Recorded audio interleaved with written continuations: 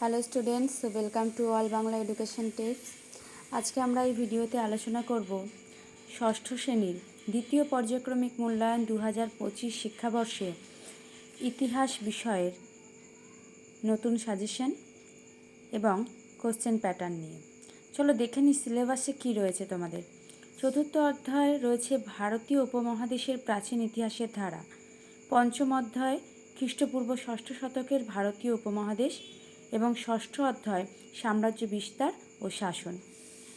কিছু গুরুত্বপূর্ণ প্রশ্ন রয়েছে তোমাদের জন্য, দেখে নাও। সঠিক উত্তরটি বেছে লেখো। এখানে প্রতিটি প্রশ্নের মান 1 নম্বর, 8টি প্রশ্নের উত্তর করতে হবে। প্রথম প্রশ্ন, জৈন ধর্মের প্রধান প্রচারককে বলা হতো মহাবীর, তীর্থঙ্কর, পার্শ্বনাথ। সঠিক উত্তর তীর্থঙ্কর। মৌর্য আমলে জেলা প্রশাসককে বলা হতো আহার, বিহার, প্রহার। সঠিক উত্তর আহার। পিটক কথার অর্থ ঝাঁপি, ঝুড়ি, সাজি। সঠিক উত্তর ঝুড়ি। মেগালিথ হল পাথরের গাড়ি, পাথরের খেলনা, পাথরের সমাধি। সঠিক উত্তর পাথরের সমাধি।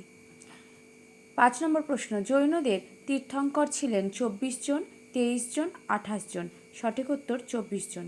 সংহিতা কথার অর্থ হল সংহার করা, বিস্তার করা, সংকলন করা। সঠিক উত্তর সংকলন করা। দক্ষিণ ভারতের একমাত্র মহাজন পদ ছিল কোশল, মগধ, অসমক। সঠিক উত্তর অসমক। শেষ নন্দ রাজা ছিলেন চাণক্য, মহাপদ্মনন্দ, ধননন্দ। উত্তর ধননন্দ। চলো দেখে নিচ্ছি পরের প্রশ্ন।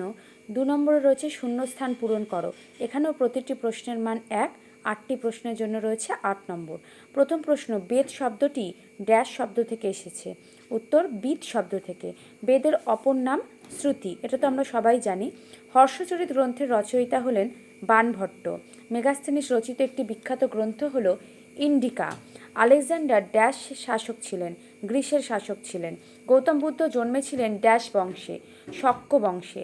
প্রাচীন ভারতে বহু প্রচলিত একটি মুদ্রা হল নিষ্ক। ত্রিপিটক লেখা হয়েছিল পালি ভাষায়। দেখে নাও পরের প্রশ্নগুলি। এক কথায় উত্তর লেখো। এক্ষেত্রে 8টি প্রশ্নের জন্য প্রত্যেকটি প্রশ্নের মান 1, রয়েছে 8 নম্বর। বাণভট্ট কার সভাকবি ছিলেন? বাণভট্ট হর্ষবর্ধনের সভাকবি ছিলেন। শিলাদিত্য কার উপাধি? হর্ষবর্ধন শিলাদিত্য উপাধি গ্রহণ করেছিলেন। অশোক কার কাছ থেকে বৌদ্ধ ধর্মের দীক্ষা গ্রহণ করেন? বৌদ্ধ সন্ন্যাসী উপগুপ্তের কাছ থেকে। শেষ মৌর্য সম্রাটের নাম কি? বৃহদ্রথ ছিলেন শেষ মৌর্য সম্রাট। বৌদ্ধদের প্রধান ধর্মগ্রন্থের নাম কি? ত্রিপিটক। রাজা কথার আক্ষরিক অর্থ কি? রাজ্যের অধীশ্বর বা নৃপতি। বজ্জীদের রাজধানী কোথায় ছিল? বৈশালী। শ্বেতাম্বর গোষ্ঠীর নেতা কে ছিলেন? স্থূলভদ্র। তাহলে এই হলো মান 1-এর এক কথায় উত্তর। এরপরে দেখে নাও 2-3টি বাক্যে উত্তর দাও। প্রতিটি প্রশ্নের মান 2, 5টি প্রশ্ন করতে হবে এবং তার জন্য থাকছে 10 নম্বর। প্রথম প্রশ্ন, লিচ্ছবি কাদের বলা হয়? লিচ্ছবি ছিল প্রাচীন ভারতের একটি প্রভাবশালী জনজাতি। তাদের রাজধানী ছিল বৈশালী, যা বর্তমান বিহার রাজ্যে অবস্থিত। 2 নম্বর প্রশ্ন, জৈন ধর্মের ত্রিরত্ন কি? জৈন ধর্মের ত্রিরত্ন হল সম্যক দর্শন, সম্যক জ্ঞান এবং সম্যক চরিত্র বা কর্ম। এই 3টি একে অপরের সাথে সম্পর্কিত এবং জৈন দর্শনে মোক্ষ লাভের জন্য গুরুত্বপূর্ণ। 3 নম্বর প্রশ্ন, সভা ও সমিতি কি? পরবর্তী বৈদিক যুগে সমাজের বয়স্ক ও অভিজ্ঞ ব্যক্তিদের নিয়ে গঠিত পরামর্শ পরিষদ ছিল সভা, আর সাধারণ মানুষদের নিয়ে গঠিত হতো সমিতি। 4 নম্বর প্রশ্ন, পঞ্চ মহাব্রত কি? পঞ্চ মহাব্রত হল জৈন ধর্মের 5টি প্রধান ব্রত বা নিয়ম, যা সন্ন্যাসী বা সন্ন্যাসিনীদের জন্য বাধ্যতামূলক ছিল। এই ব্রতগুলি হল অহিংসা, সত্যবাদিতা, অস্তেয়, ব্রহ্মচর্য এবং অপরিগ্রহ।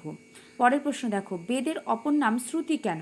বেদগুলি প্রথমে মৌখিকভাবে গুরু শিষ্য পরম্পরায় প্রচলিত ছিল এবং তা শুনে শুনে মনে রাখতে হতো বলে এর অপর নাম ছিল শ্রুতি। চলে যাচ্ছি পরের প্রশ্নে। টিকা লেখো। 2টি টিকার জন্য মান 3 করে থাকছে, পূর্ণমান 6। হাতিগুম্ফা শিলালেখ। হাতিগুম্ফা শিলালিপি কলিঙ্গরাজ খারবেলের রাজত্বের একটি গুরুত্বপূর্ণ ঐতিহাসিক উৎস।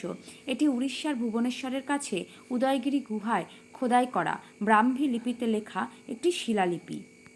এই শিলালিপিতে খারবেলের সামরিক অভিযান, রাজনৈতিক কার্যকলাপ, জনসাধারণের কাজের বিবরণ রয়েছে। পরের প্রশ্ন, বজ্জীদের উন্নতির 7টি নিয়ম লেখো।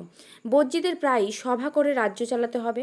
বজ্জীদের সব কাজ সবাই মিলে একজোট হয়ে করতে হবে। বজ্জীদের নিজেদের বানানো আইন অনুসারে চলতে হবে। বজ্জী সমাজে বয়স্ক মানুষদের কথা শুনে চলতে হবে ও তাদের সম্মান করতে হবে। বজ্জী সমাজে নারীদের সবসময় সম্মান করে চলতে হবে। বজ্জীদের সমস্ত দেবতার মন্দিরগুলির যত্ন নিতে হবে। নিজেদের অঞ্চলে গাছপালা ও পশু পাখিদের ওপর অত্যাচার করা বন্ধ করতে হবে। এরপর রয়েছে প্রদত্ত প্রশ্নের উত্তর দাও। মান 5-এর 2টি প্রশ্ন, পূর্ণমান হচ্ছে 10। প্রথম প্রশ্ন, শাসক হিসাবে হর্ষবর্ধনের কৃতিত্ব লেখো। এই বড় প্রশ্নটি আমি আর পড়ছি না, তোমরা ভালো করে দেখে নিও উত্তরটি। এবং পরের প্রশ্নে চলে যাচ্ছি, পঞ্চমহাব্রত বলতে কী বোঝো। ঠিক আছে, তাহলে এই ছিল এই ভিডিওতে তোমাদের নতুন হলিস্টিক প্যাটার্ন অনুযায়ী 50 মার্কসের প্রশ্ন। তোমরা এই প্রশ্নগুলিকে প্রস্তুত করো এবং এই প্রশ্নগুলি করার সময় কোনো রকম অসুবিধা হলে আমাকে অবশ্যই কমেন্টে জানিও। এবং ভিডিওটি কেমন লাগলো সেটি জানাতেও কিন্তু ভুলো না। যারা চ্যানেলে নতুন, চ্যানেলটিকে অবশ্যই সাবস্ক্রাইব করে ফেলো এবং পাশে থাকা বেল আইকনটি প্রেস করে দাও, যাতে সমস্ত রকম নোটিফিকেশন সবার আগে তোমাদের কাছে পৌঁছে যায়। ভিডিওটি স্কিপ না করে শেষ পর্যন্ত দেখার জন্য অসংখ্য ধন্যবাদ।